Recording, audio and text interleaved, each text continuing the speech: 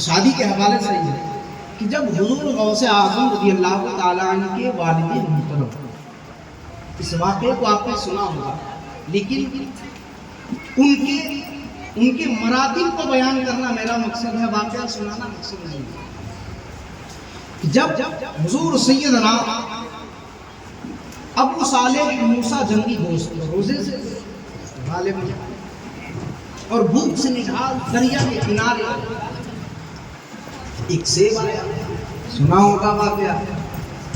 ابو صالح موسیٰ جنگی دوست نے کھا پیٹ تو بھر لیا، لیکن عشق اور چوکے مارنے لگا، عشق ابلنے لگا۔ ہائے میں نے یہ کیا کیا، ہائے میں نے تو جرم کر ڈالا، ہائے میں نے تو گناہ کر ڈالا، جبکہ گناہ ہے۔ ابو صالح موسیٰ دریا کے کنارے چلتے جا رہے ہیں، دیکھا کیا ایک باغ ٹہنیاں لٹک رہی ہیں۔ معلوم چلتا ہے کہ یہ جو باغ ہے اسی سے پھل آیا ہوا۔ اس کے قریب جاتے ہیں، جانے کے بعد ملاقات حضرت عبداللہ سومری سے ہوئی ہے جو حضور غوث اعظم رضی اللہ تعالیٰ عنہ کے نانا ہے۔ ملاقات ہوئی، کہا حضور معاف کر دیجئے، ہم نے ایک سیب کھا لیا، معاف کیجئے۔ اب ولی کو ہی پہچانتا ہے۔ جیسے ہی عبداللہ سومری نے دیکھا تو سمجھ گئے کہ یہ کوئی عام بندہ نہیں ہے جو ایک سیب کے لیے معافی مانگ رہا ہے۔ لوگ تو باغ ہڑپ لیتے ہیں، ڈکار میں نہیں لیتے ہیں، اور یہ شخص ایک سیب کھایا ہے معافی مانگ رہا ہے، ایک سیب کھایا ہے معافی مانگ رہا ہے۔ وہ سمجھ گئے یہ وہ نہ ہو، یہ رحمت للعالمین کا نواسا ہے۔ کہا کہ ٹھیک ہے میں معاف تو ضرور کروں گا، لیکن ایک شرط ہے، 12 سال کا باغبانی کرو، باغ کی حفاظت کرو، خدمت کرو، نوکری کرو، اس کے بعد معاف کر دوں گا۔ یہ نہیں کہا کہ معاف کر دوں گا۔ حضور ابو صالح موسیٰ جنگی دوست نے کہا کہ حضور 12 سال کا خدمت کروں گا تو پھر معاف کر دیجیے گا۔ انہوں نے کہا اس کے بارے میں سوچوں گا میں، پہلے 12 سال خدمت تو کرو۔ 12 سال کا عرصہ گزر گیا، پہنچے عبداللہ سومری کی بارگاہ میں، کہا حضور آپ نے کہا تھا 12 سال تک باغبانی کرو، اس کے بعد معاف کر دوں گا، اس کے بعد معاف کر دوں گا۔ تو عبداللہ سومری کہتے ہیں کہ بات ایسی ہے، ایک اور شرط ہے، اس کو مان لو، اس کے بعد معاف کر دوں گا۔ کہتے حضور جی فرمائیں کیا بات ہے۔ عبداللہ سومری نے کہا کہ ہماری ایک بیٹی ہے جو آنکھ سے اندھی ہے، ہاتھ سے لولی ہے، کان سے بہری ہے، پیر سے لنگڑی ہے، شکل سے بدصورت ہے، تمہیں شادی کرنی ہوگی، اس کے بعد میں معاف کروں گا۔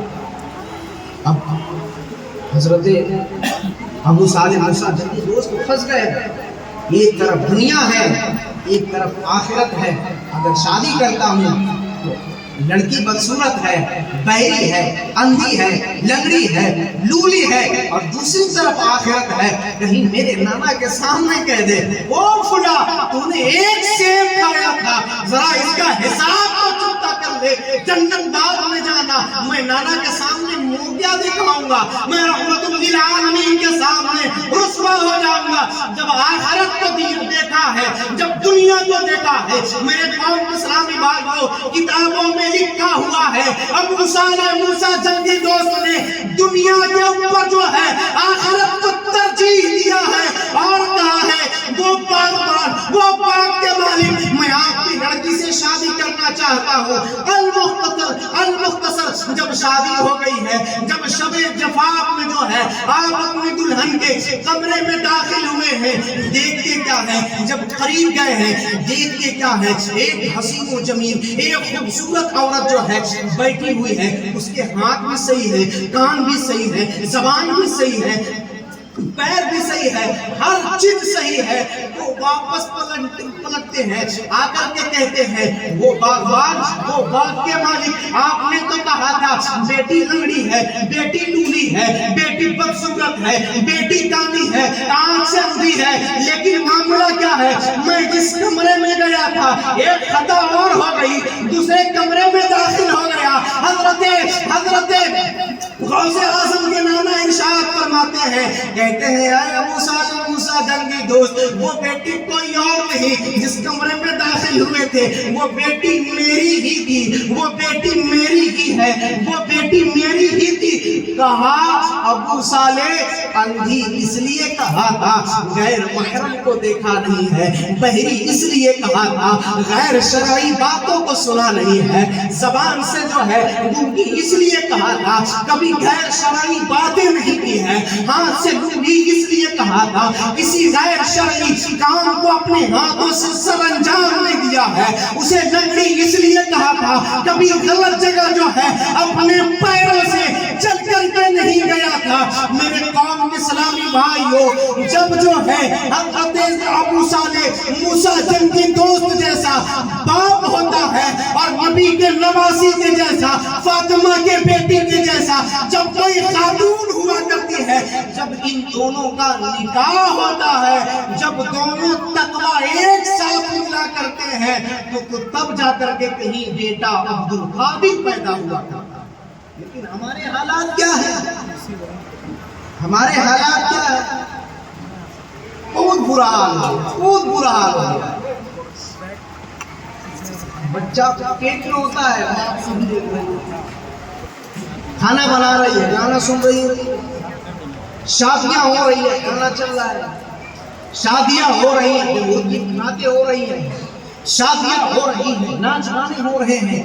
मेरे कौम के इस्लामी भाइयों, ये जो शादी है ये कोई दुनियावी रस्म नहीं है, ये कोई दुनियावी तरीका नहीं है, बल्कि अगर ये कोई तरीका है तो ये जन्नती तरीका है। सबसे पहला जब रिश्ता कोई वजूद में आया तो शौहर और बीवी का आया, और वो वजूद में कहाँ आया? जन्नत के अंदर आया। हमें चाहिए कि अपनी शादियों में जन्नती रंग लाए, जहन्नती रंग से परहेज करें। अल्लाह ताला हम सबको कहने सुनने से ज्यादा अमल करने की तौफीक अता फरमाए। सब मिलकर पढ़िए अस्तगफिरुल्लाह रब्बी मिन कुल्ली ज़ंबिन व अतूबु इलैह। सब मिलकर पढ़िए कलमा तय्यब ला